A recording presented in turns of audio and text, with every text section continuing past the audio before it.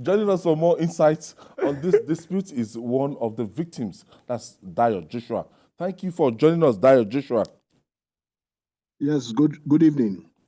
Can you please tell us about your experience here in this area in Lagos State? That's Ajiro land, Ojomu. Please call the place again.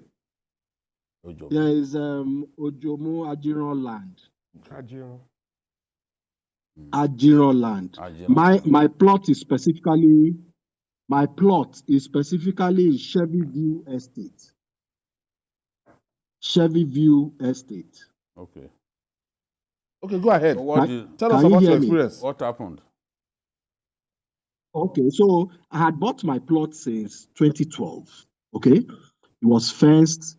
I had some containers in it, gated, and I had security men at various times manning the place.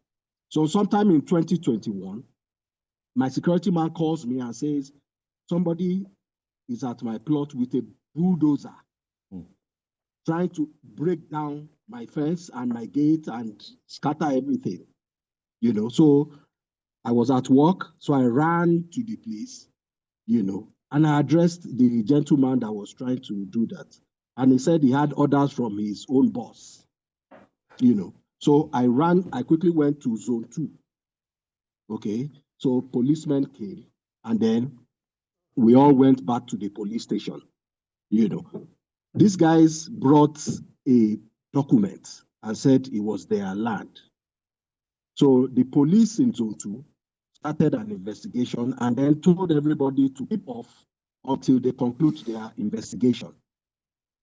We were on it for about a year, that till August 2022. The day the police called us to say, okay, we have finished our investigation, all the parties come and let us, you know, present this thing. These guys brought another set of policemen from Alagbon in Ikoyi, another set of policemen.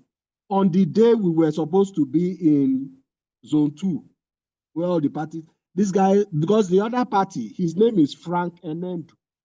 He's also called Frajen. Okay? Throughout the investigation, I understand they called and invited him, but he never showed up. Because, you know, he runs around like you have been discussing. He goes around with retinue of policemen. So even the Nigerian police could not arrest him because he had policemen guarding him. You know? So we got there, and then before I knew it, the guys, my security guy, who had instructed that, look, anybody that comes to the site, just take a video of the person. Do you know this policeman from Alagbon? They did not only beat my boy, they beat him, collected his phone that he was using to record, and went and locked him up for days. You know? Of course, at this point, I was in Zone 2, waiting for result of the investigation. Okay? So immediately I ran from Zone 2 to Alagbon to say, look, why are you people doing this? This is a case that has been under investigation for a year at your sister station. They didn't even answer me.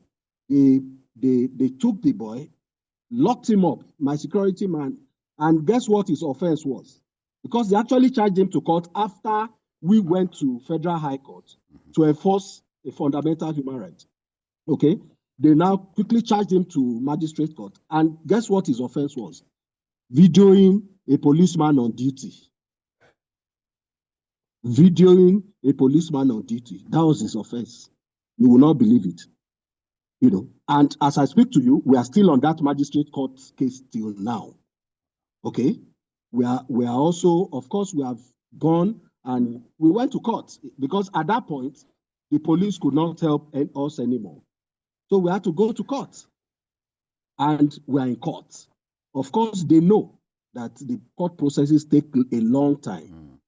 Meanwhile, this guy moved onto the land. This Frank Enendi, also called Frajen, moved onto the land and started building. But you know, I have told them that I'm not the kind of person they will just push aside. Okay, I published on national newspaper that, you know, nobody should buy this property. This property is in dispute. Okay, but of course, because he keeps on building, because he knows that he will just sell it to an innocent person, and the person will just buy, and then it will be the person's problem. He would have gone out of it, you know. But I've put enough notices at the property, enough. They keep cleaning it. Anytime I go and put notices there, they will clean it. Even the federal and state high court put notices there, they clean it, you know. So, but we're in court, you know, and we know we'll get justice, because we also sued the KBAC, because we thought that, oh, maybe he sold the piece of land to two different people. But they have also replied to the court summons and said, no, this is the only person we sold to. We have no clue about where the other documents came from, you know. And in a sane society, you would have thought that that should end the process. But no, we are still there. This guy is still building. Okay, he's still building and using police, Nigerian police, to muzzle me away from the land. Nigerian police.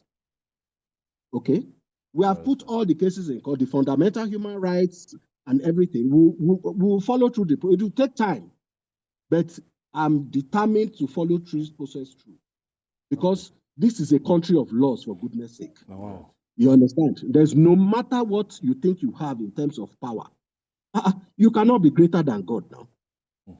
You cannot. You cannot.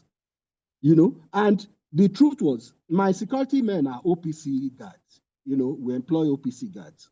You know, when this thing was happening, when the policemen were there, I averted danger, because the guy had called their office and mobilized the other ones. And my younger brother was there. He told me, Oga, look, just call these people back, because if there's a fracas between OPC and police and somebody dies, you know, the case will no longer be about land. It will now be about somebody who killed another person. Dayo, we have to let you go.